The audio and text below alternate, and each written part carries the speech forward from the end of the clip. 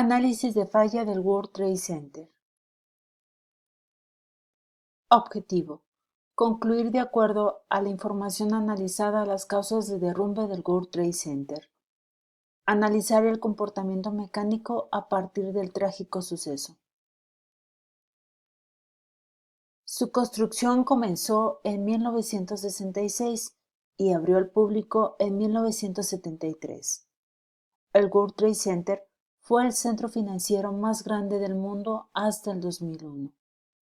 Albergaba a más de 300 empresas diferentes de todo el globo y llegó a poseer el título de los edificios más grandes del mundo con 417 metros de altura.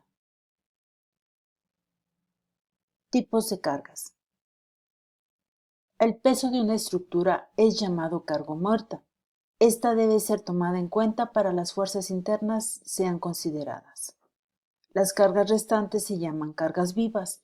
Estas pueden ser fijas o no fijas, en movimiento, aplicadas inmediatamente o lentamente.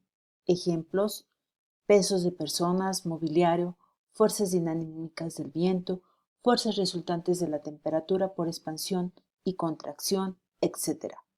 Se puede concluir que una carga viva, en este caso, fue la temperatura a la que estuvo sometido el edificio. Dentro de esta investigación se utilizaron estándares europeos para la determinación del incremento en la temperatura de los miembros estructurales de acero. La manera más sencilla de hacer esto es hacer un fuego controlado para la determinación de la relación tiempo-temperatura de prueba estandarizada y es reconocida internacionalmente independientemente del estándar usado. A través de esta prueba se diagnosticó que la temperatura límite del acero estructural era de 550 grados centígrados. Sin embargo, pruebas posteriores indican que esta temperatura no es fija, sino que depende de dos cosas importantes. Primero, la carga y segundo, el perfil de temperatura. Como las vigas de uno de los pisos más dañados por el incendio cedieron y las columnas exteriores comenzaron a inclinarse hacia el exterior, las plantas por encima de ellos también cayeron. El piso de abajo, con una capacidad de diseño de 1.300 toneladas, no podía soportar los aproximadamente 45.000 toneladas de 10 pisos o más.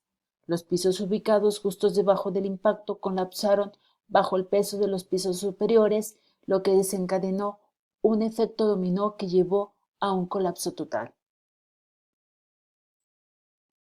La mejor representación del fuego es mediante el modelo de intercambio de calor entre fases sólidas y de gas. Aún así, para este escenario particular, los cambios son altamente inciertos, por lo tanto, se consideró una curva de temperatura para el gas que se incorporará en los principales parámetros del problema. La temperatura en tiempo sería dada por la siguiente ecuación.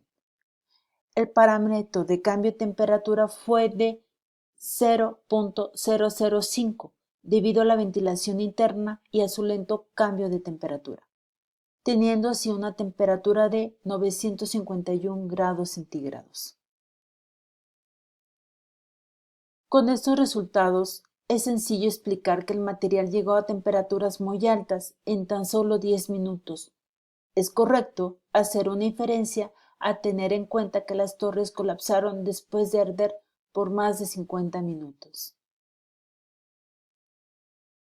Se concluye que las caídas de las Torres Gemelas fue un hecho por el desencadenamiento de circunstancias posteriores al impacto del Boeing 747, siendo el avance del incendio, la deflexión del material y el impacto contra el edificio las causas principales. Si el exterior de la estructura se hubiera multiplicado por un factor de diseño de 2, como en la parte inferior, teniendo un esfuerzo de excedencia de 700 megapascales, el avión podría haber sido desviado un poco. La población de Estados Unidos probó ser resiliente contra este tipo de ataque, debido a que a pesar de que su moneda cayó por circunstancias directas del ataque, las personas afectadas tanto por su muerte o por el polvo nocivo y la cantidad de daño psicológico, pudieron recuperarse y enfrentar la adversidad. Muchas gracias por su atención.